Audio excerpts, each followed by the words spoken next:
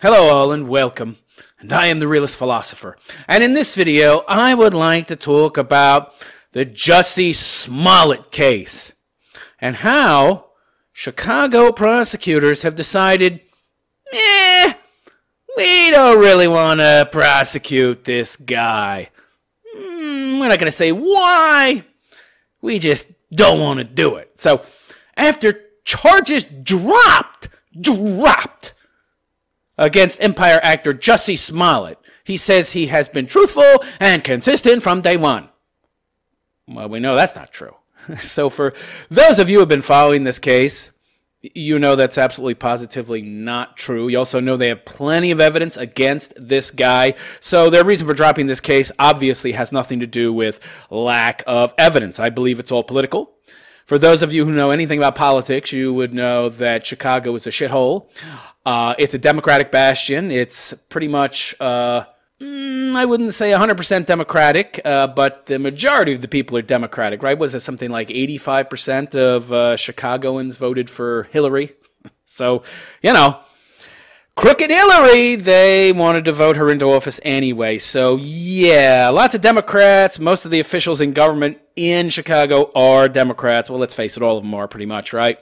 So, this is no big surprise. Yeah, right. So a grand jury felt there was enough evidence.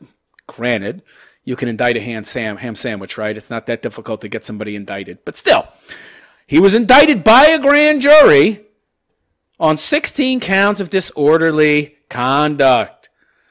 That's a lot, by the way. In February, Cook County prosecutors on March 26, 2019, they decided to drop all charges against Smollet on disorderly conduct charges.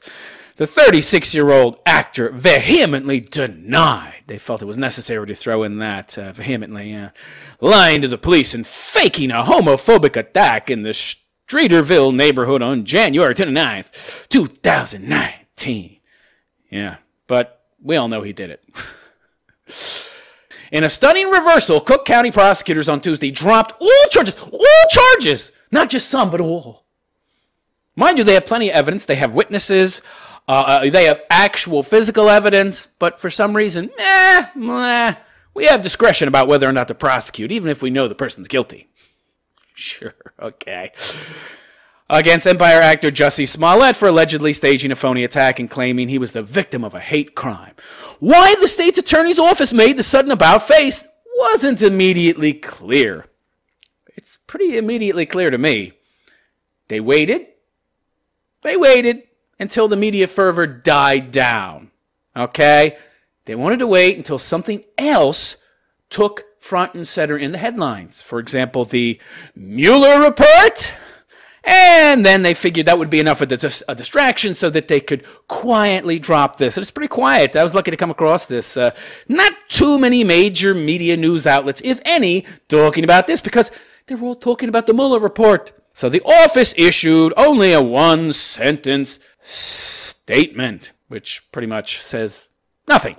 After reviewing all of the facts and circumstances of the case, well, it does actually say something, including Mr. Smollett's volunteer service in the community and agreement to forfeit his bond to the city of Chicago. Why would an innocent man do that? We believe this outcome is a just disposition, but you know he's guilty. How is it just? And an appropriate resolution to the case, the statement said. Wait, what? Wait, what is this community, volunteer service in the community? The only reason you would need to take into account his volunteer service in the community and him forfeiting his bond is if you thought he was guilty and those activities sort of worked as a counterbalance to make up for all the harm he did in committing this crime. You wouldn't be saying that if you thought he was innocent, because an innocent man wouldn't need to be heralded for his community service and agreement to forfeit his bond if he was innocent. It's great. Calling it a whitewash of justice, Mayor Rahm Emanuel emphasized the grand jury had chosen to bring 16 counts of disorderly conduct against Smollet on allegations he staged a phony attack on himself and claimed he was the victim of a hate crime. From top to bottom, this is not on the level, Emanuel told reporters. Police Superintendent Eddie Johnson stood by the work of the detectives. Yeah, he wasted a lot of their friggin' time and resources. And he could have started a race war, this friggin' guy. Oh, but we're not going to hold him accountable because he bought some basketballs for some poor kids and bounced them around with those kids once in a while. Probably like twice.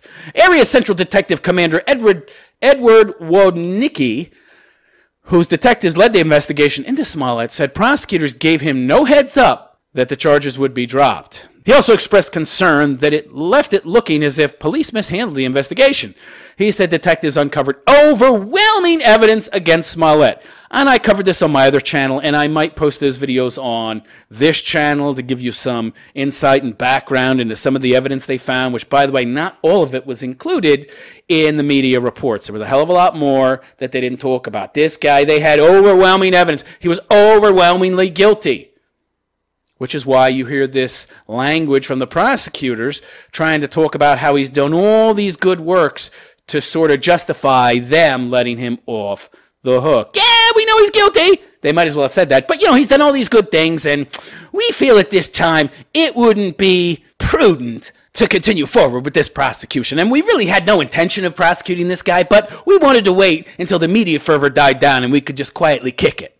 It's absolutely a punch in the gut, Wodnicki told the Tribune reporter. We worked very, very closely throughout our 3-week investigation to get to the point where we arrested the offender.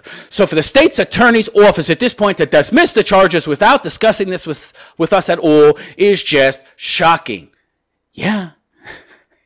Before departing the courthouse Tuesday, Smollet thanked his attorneys, family, friends in Chicago for supporting him through what he called an incredibly difficult time for me. Oh, well, boo, frickety, hoo. Maybe you shouldn't have went and hired these two Nigerian, not Nigerian guys because they were actually born in America, even though their parents were Nigerian. Maybe you shouldn't have hired them, one of them who was your butt buddy, allegedly, to stage beating you up in front of a camera that, thank God, wasn't pointed at you, because if it was, the cops might not have dug deeper and found the truth. They might have just accepted your story at face value if there had actually been video evidence of your two Nigerian American friends beating you up. He also thanked the state of Illinois for attempting to do what's right. See, this is what pisses me off about this. He's clearly guilty. He's clearly guilty, okay? And it's very obvious to me that they're not letting him off the hook here because they don't think they can prosecute him. It's purely political. It's clear to me that the prosecutor agrees with what he did. The prosecutor is clearly biased toward his cause, probably a Trump hater suffering from Trump derangement syndrome. So, yeah, the prosecutor was sympathetic, wanted to drop it. And the thing that really pisses me off, this guy is now going to run around and say, yeah, I'm innocent. Yeah, see, they didn't prosecute me. See, that's proof I'm innocent. Oh, look at it, listen to this. I've been truthful and consistent from day one. If you've been following this case, you know that's a bunch of bullshit. Smollet, his hand shaking as he read from notes. He needed notes. Yeah, he's so genuine, he needs to read from notes, this tiny little bit. He's an actor reading a script at this point, told reporters in the lobby of the Layton Criminal Court building. Smollett's attorney, Patricia Brown Holmes, said the defense reached no deal with prosecutors. This ought to tell you the fix is in, okay? The fix is in, because if there was no fix, if there was no bias, if there was no Trump derangement syndrome, if there was no leftist prosecutor who wanted to just let this quietly disappear and quietly kick it, that would have at least been some kind of plea bargain, okay? Smollet agreed to forfeit his $100,000 bond. Okay. This is what? If he's innocent, why does he have to forfeit $100,000? From what I understand, this guy made okay money, but he wasn't that wealthy, okay? So he could go on with his life and get this over with. Oh, come on. That's a drop in the bucket. This guy cost the state and the FBI millions and millions of dollars investigating this claptrap. And this wasn't the only thing he did. He also sent himself some bullshit note with white powder that had ground up Advil in it. And the FBI thought it might be anthrax. They had to get that tested. They had to do fingerprint tests on the paper. They had to track the shipping through the Postal Service. There were a lot of investigative hours put into this. That they could have been focusing on real crimes. Millions of dollars wasted. Oh, but he lost his $100,000 bond. Ooh. Yeah, small price to pay.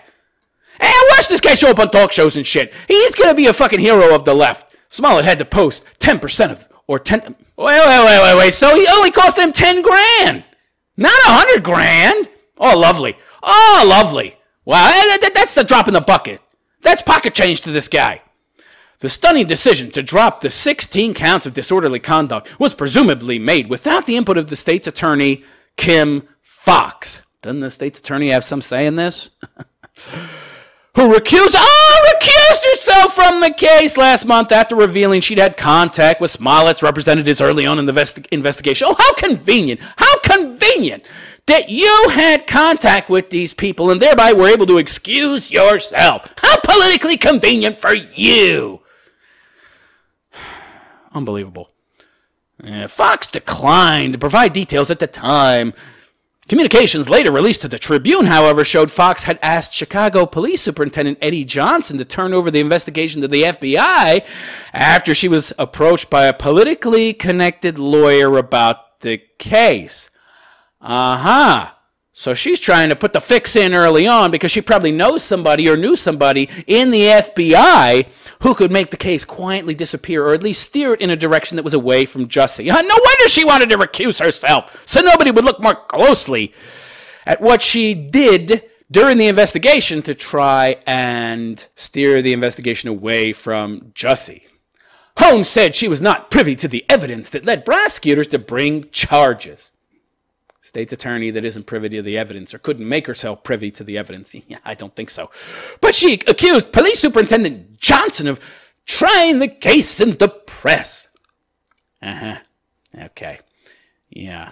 When asked if authorities should investigate who actually attacked Smollet, Holmes noted that the two brothers, both of whom knew Smollet, had already admitted their involvement. Along with Jussie's involvement, he paid them with a personal check. Oh, my God. We've got text messages. We have evidence of him coordinating the attack with these guys in text messages. We have plenty of evidence that he commissioned these guys to commit that crime. She got a lot of balls now to try and come out and exonerate Jussie Smollet in some way. Oh, look at this police superintendent. He's trying to judge the case into press. Yeah, the brothers already admitted it. Yeah, the two brothers that Jussie said were white guys, but turned out to be black. I thought that he was truthful and consistent this whole time.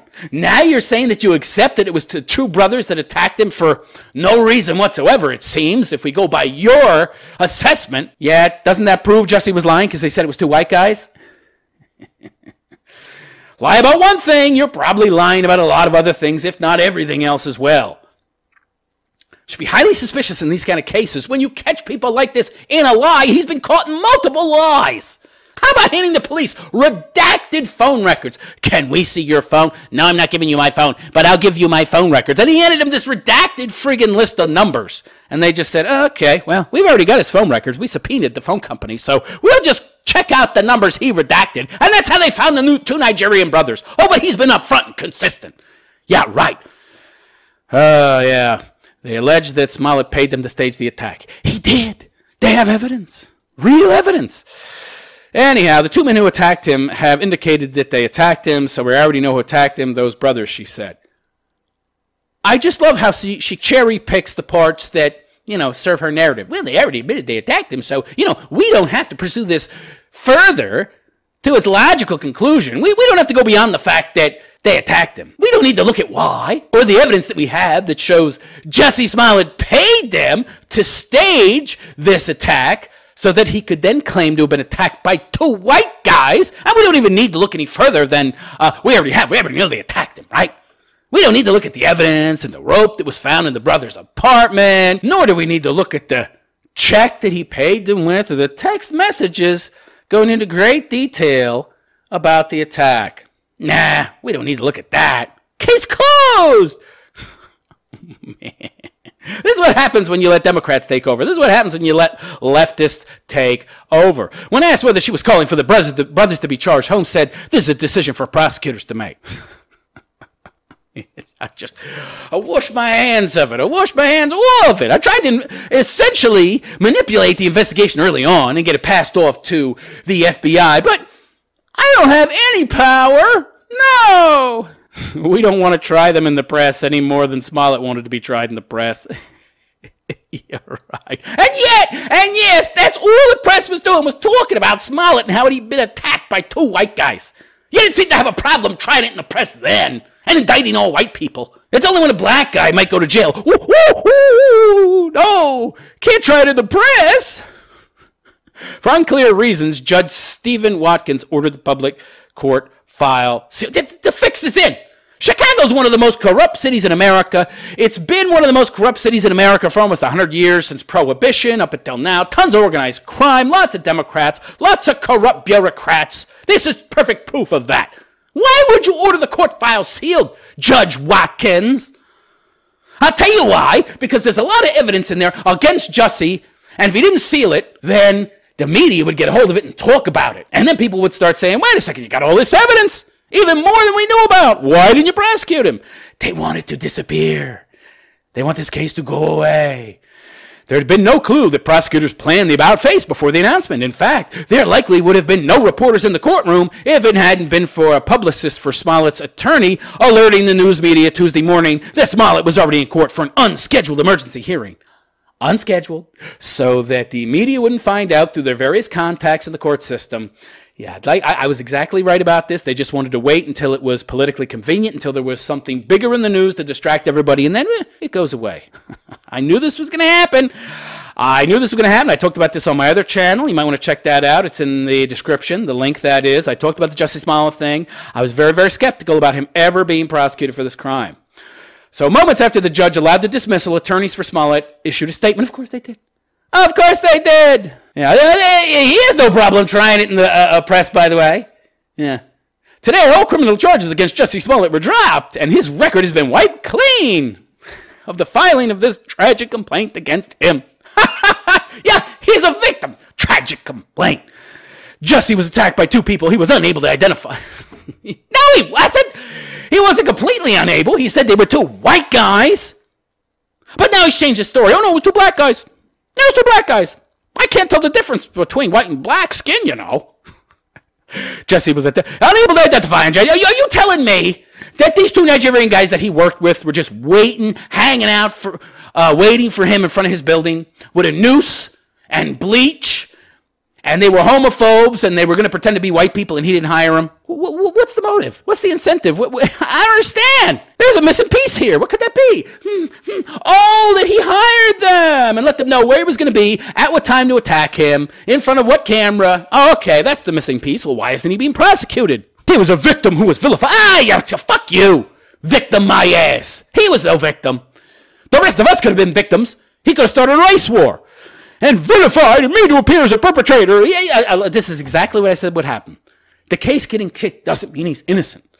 And the minimalization language of the fucking prosecutor trying to justify letting him loose by saying that he's done community service to help people and he forfeited his bond, so that's enough.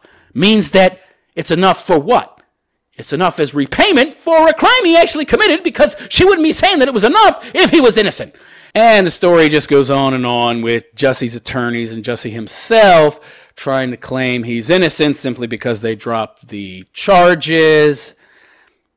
So, yeah, propaganda, bullshit. And it just goes on to recount what actually happened, all the police man-hours that went into this. So what do you think? Is this a travesty of justice? Let me know in the comments section, and please like and subscribe to my channel. Let me know what you think about this case. I'm definitely going to talk about this on tomorrow's live call-in show. My live call-in show is every Monday to Friday, 9 to 10 a.m., New York City time. Tune in. The link is in the description. I'd very much like to hear what your thoughts are on this. I'm going to definitely talk about this tomorrow. Maybe there'll be some more revelations. Hopefully, the press, the news media, somebody will find out more about the specifics of why they dropped this case, although I think I covered most of them. Okay? My thoughts in regards to why this case was dropped. Let me know what your thoughts were. And please consider donating to my Patreon at therealistphilosopher.com/donate. That's therealistphilosopher.com/donate. Also follow me on social media, Gab, Instagram, Facebook, Twitter. I'm on all of them. All those links are in the description. And also consider following me on SoundCloud. All my old podcasts are there, as well as my new content for my live call-in show. So if anything ever happened to this channel, you know you can find me there. I will continue to be creating content no matter what. And that's it. I am the Realist Philosopher, and I wish you a good day. Take care.